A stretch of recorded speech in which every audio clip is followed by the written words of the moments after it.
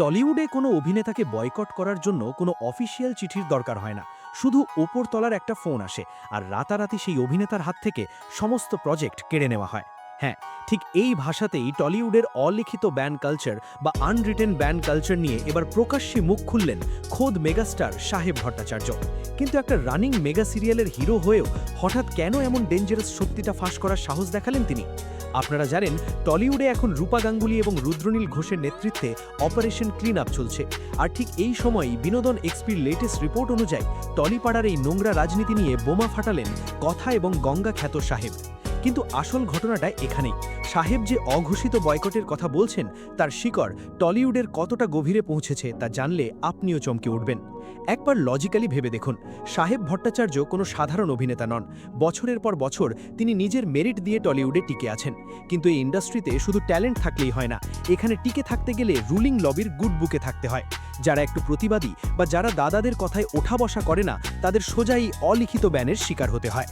তবে এর পিছনে ছিল আরও এক ভয়ঙ্কর সত্য, যা সাহেব নিজের চোখে দিনের পর দিন স্টুডিও পাড়ায় ঘটতে দেখেছেন। সাহেব স্পষ্ট জানিয়েছেন, এই ব্যান কালচারটা এতটাই সাইলেন্ট যে আপনি টেরও পাবেন না যে আপনাকে বয়কট করা হয়েছে।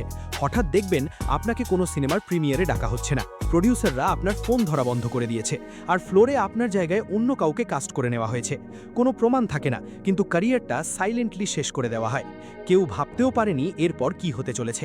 এতদিন ভয়ে কেউ এই সিন্ডিকেটের বিরুদ্ধে মুখ খোলেনি, কিন্তু সাহেবের এই স্টেটমেন্ট প্রমাণ করে দিচ্ছে যে টলিউডের বর্তমান পালাবদলে এবার অভিনেতাদের ভেতরের ভয়টা কাটতে শুরু করেছে। সাহেবের এই সাহসিকতার পর সোশ্যাল মিডিয়ায় দর্শকদের বিপুল সাপোর্ট পাচ্ছেন তিনি। ফ্যানেরা বলছেন, একজন রানিং লিড অ্যাক্টরের এমন মেরুদণ্ড থাকাটা সত্যি অভাবনীয়। কিন্তু উল্টো দিকে টলিপাড়ার সেই তথাকথিত ক্ষমতাশালী মেকার্সরা সাহেবের এই মন্তব্যে রীতিমতো অস্বস্তিতে।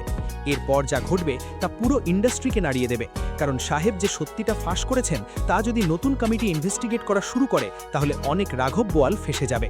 টলিউড কোনো পলিটিক্যাল পার্টির পৈতৃক সম্পত্তি নয়, এটা শিল্পীদের জায়গা। সাহেবের এই গর্জে ওঠা হয়তো আগামী দিনে সেই সব স্ট্রাগলিং অভিনেতাদের সাহস যোগাবে যাদের ক্যারিয়ার এই অলিখিত ব্যান কালচারে শেষ হয়ে গেছে। আপনাদের কি মনে হয়, সাহেবের এই সত্যি কথা বলার জন্য কি এবার তার উপরও অদৃশ্য চাপ আসতে পারে? টলিউডের এই নোংরা রাজনীতি কবে শেষ হবে? কমেন্ট বক্সে আপনাদের মতামত জানান। টলিউডের এমন এক্সক্লুসিভ স্টোরি জানতে সাবস্ক্রাইব করুন বাংলা পালস।